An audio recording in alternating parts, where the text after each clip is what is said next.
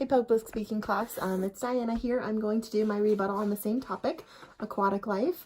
I do have my visual presentation as a video, so I'd like to play that for you guys. Here we go. Hopefully you can see it. I will post it online as well, so you can fully see it. They're an animal that possesses great spiritual power, not to be meddled with.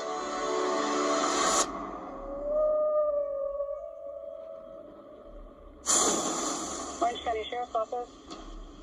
We need SO to respond for a dead person at SeaWorld. A whale has eaten one of the trainers. Tillicum is the one that went after her. Dawn is the senior trainer here at Shamu Stadium. She captured what it means to be a SeaWorld trainer, that it made me realize what happened to her really could have happened to anyone.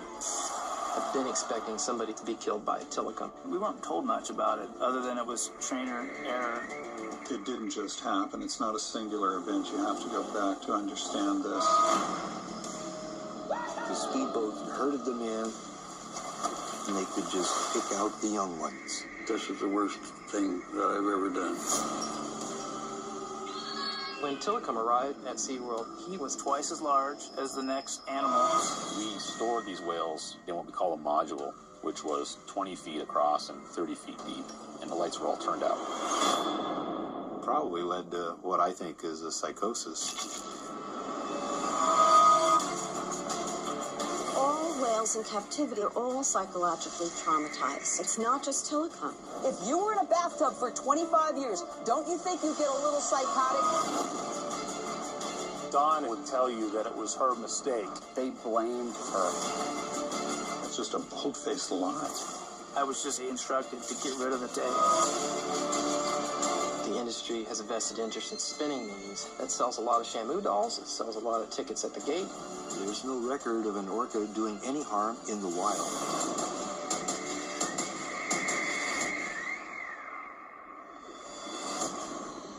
Alrighty guys, so that's the video. Like I said, I will post that just in case you wanted to watch it again.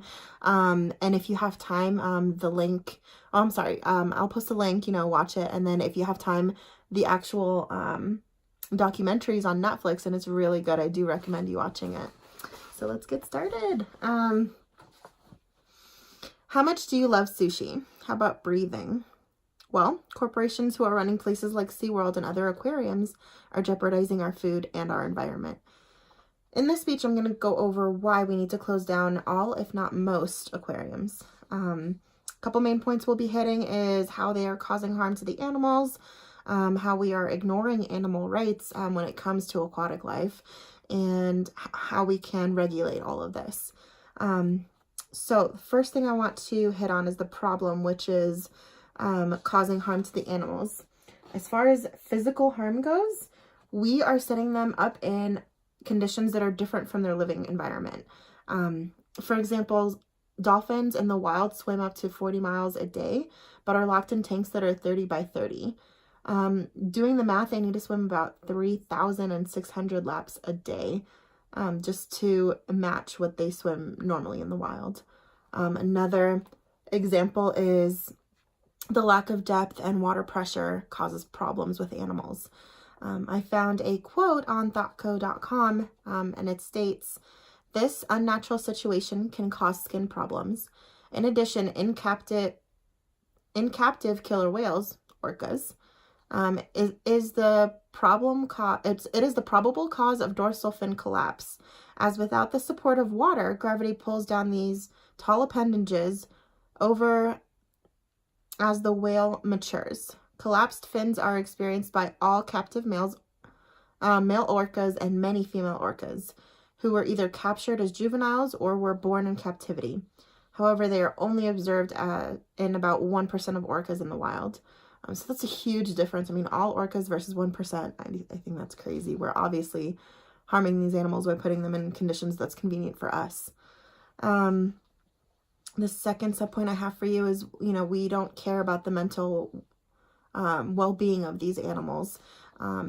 We are tearing families apart when we, take them out of the sea and put them in captivity. I found a quote here from the PETA website, PETA.com, and it states, aquariums give little thought to animals' well-being, and some steal them from their loved ones.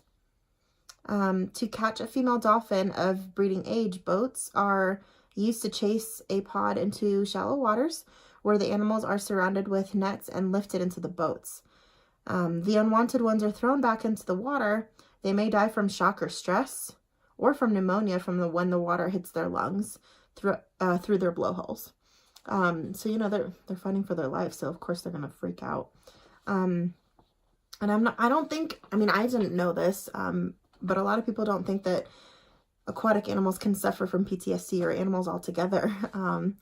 But I found another quote here that states, from the same website, in rare tragedies, captive marine animals attack people, possibly a result of post-traumatic stress syndrome after being captured from the wild.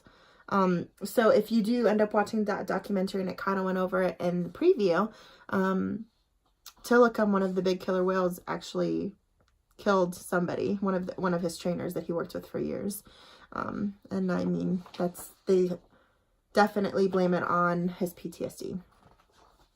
So we're going to move on to some causes. I think a big cause is that we are just ignoring their animal rights. You know, they're animals too. We shouldn't treat them any differently.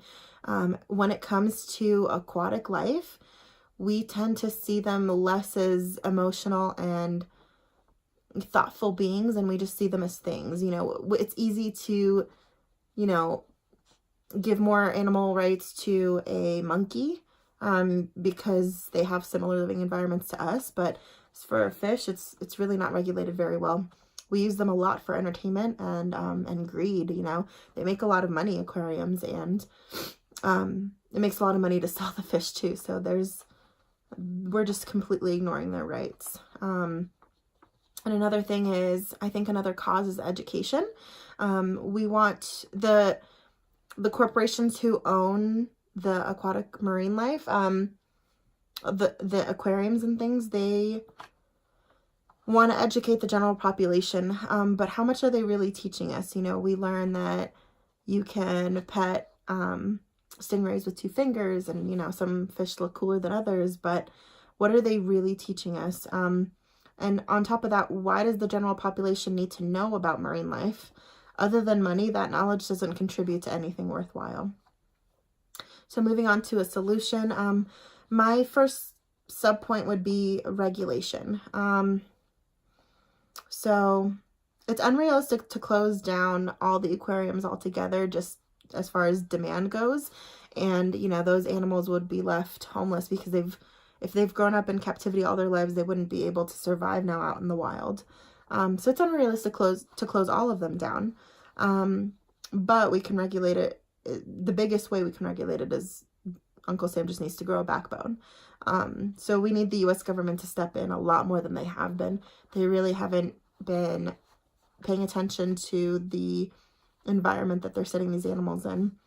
I found a quote from PETA.com, and it states, captive marine animals have some federal protection in the U.S., but they are typically not enforced. The U.S. Department of Agriculture has about 100 employees who are responsible for inspecting more than 10,000 facilities every year. Even when they determine that an aquarium has seriously violated regulations, the facility rarely gets fined or penalized. So really, the government isn't doing anything about the laws that they've set in place for these animals, and that's not fair. Another thing we can do to regulate is stop going. So if you make them less money, they're obviously going to have, they're going to lessen the environmental impact. When we take these animals out of the sea, it affects everything. It affects the ocean, the ice caps, the coral reefs. We need all of that to sustain our lives. So just, stop going. If you still want to explore the ocean, there's plenty of options. You can still go snorkeling and just see the top of the water. You can go diving, obviously, and see the fish that live kind of lower in the ocean, on the ocean floor. And then my personal favorite, because I've seen a lot of YouTube videos on this, is deep ocean boat tours. So there are boats that like take you out there and you can see dolphins and whales, and it just looks so much fun. I would love to go on one of those. That way we're not disrupting them in their life. We're just observing them the way that they should be in the ocean. So in conclusion, it's bad for everyone in the long run if we continue to abuse our planet and their inhabitants. I hope this speech made you think about something you've loved watching as a child in a different light. Are you really willing to give up things you need to live, like food or oxygen, for a little entertainment? Thanks for listening, guys. Have a good day. Bye.